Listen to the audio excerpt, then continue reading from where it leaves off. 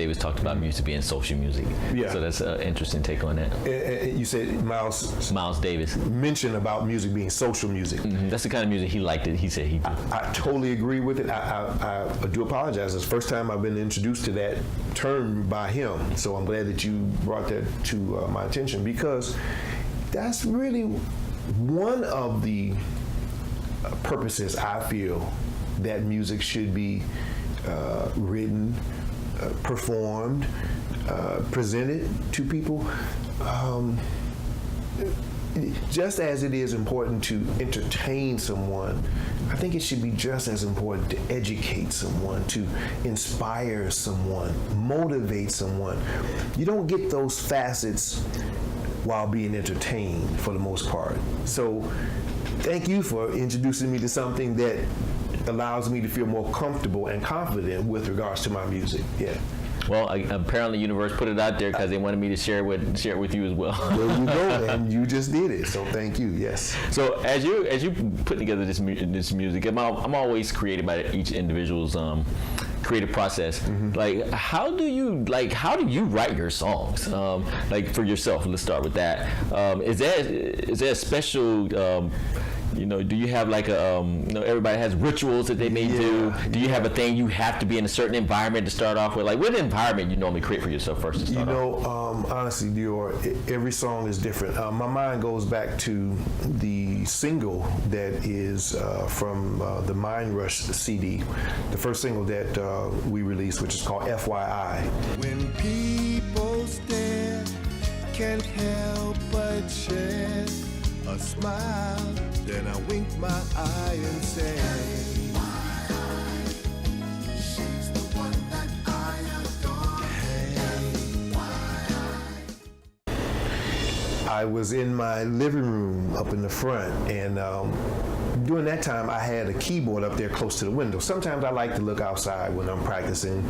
Sometimes it doesn't really matter, but this is one of the times where I had the keyboard in the living room. And I just remember that day just going to the keyboard for no reason, just, it was there. And I played a series of chord changes, and in playing them, I honestly said to myself, without it being said from a cocky or, some kind of, I'm all of that. No, I said to myself as I was writing it, this is going to be a great song. And so initially, without it being completed, once I started the process of developing the initial chordal arrangement, the melody of the song came into play. Once the melody came into play and the arrangement, the chordal arrangement was complete, I then had enough of a framework of that song to present to who is now the co-writer for the song, a young lady named Lisa Price, who then took that melody and put the words behind the melody.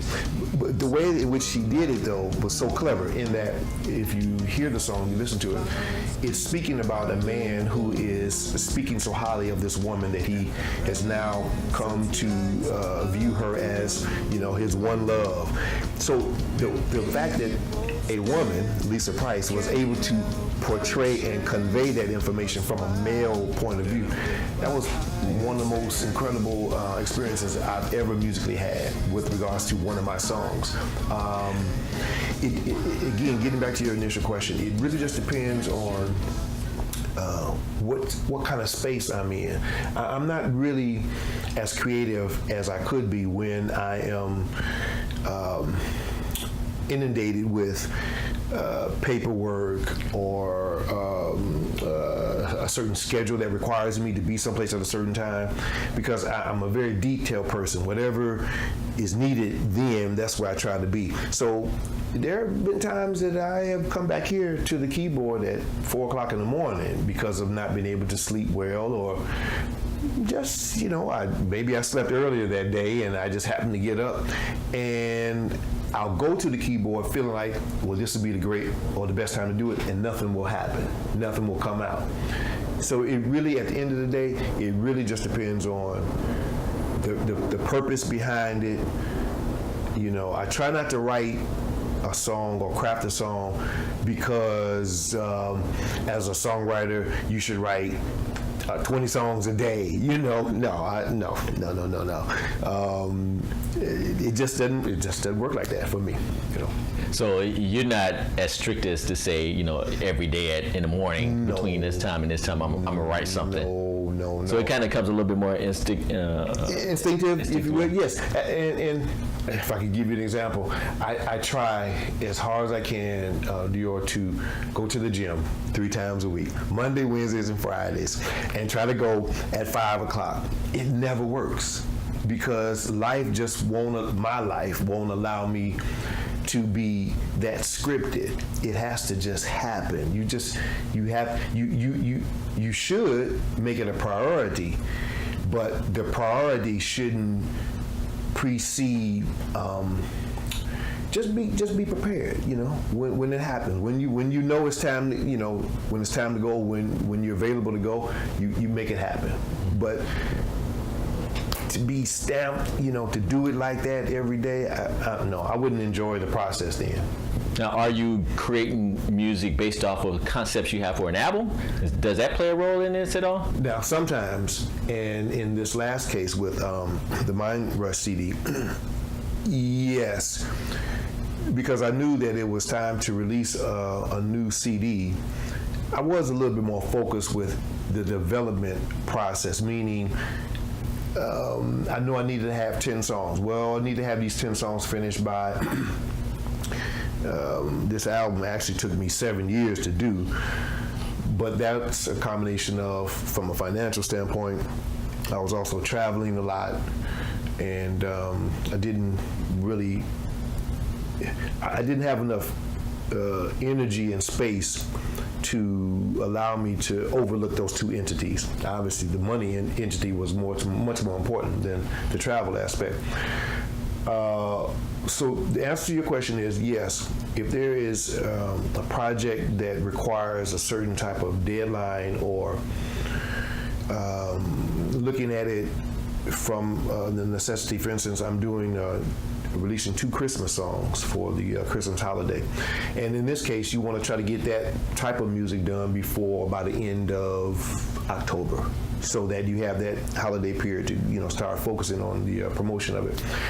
When it's a requirement, I'm a taskmaster. I get it done.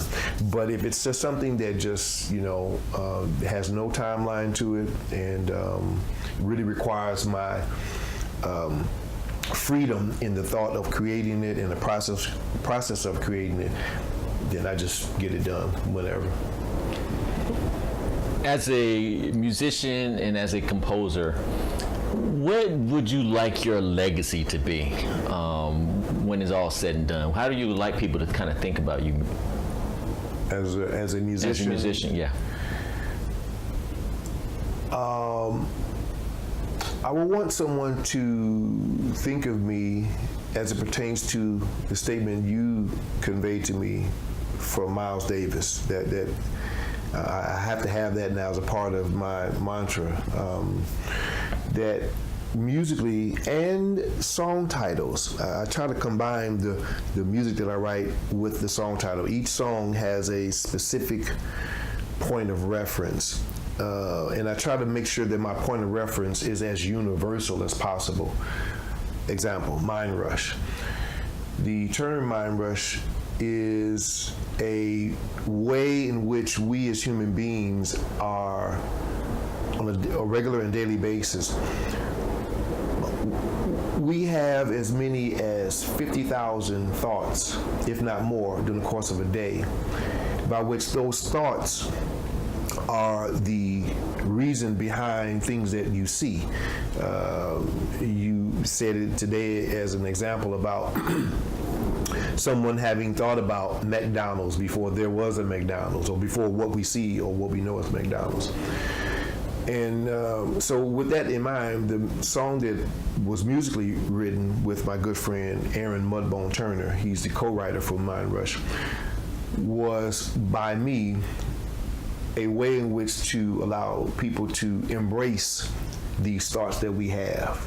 Obviously, a lot of thoughts are not necessarily pure or right or just, if you will, or righteous. And that's the reason why we have to have some type of barometer to keep us sane. Not sane necessarily from or with each other, but sane to ourselves. And so when writing, I just try to be as honest as I can, with regards to what I'm writing and having a reason behind it. So I would want my legacy to allow a person to know that it wasn't just for the sake of being financially successful. It wasn't for the sake of being visibly known and seen, but it was for the sake that this was a passion that I was created and put here on this earth to do, so as to provide another way of thinking about not only my music, but music in general.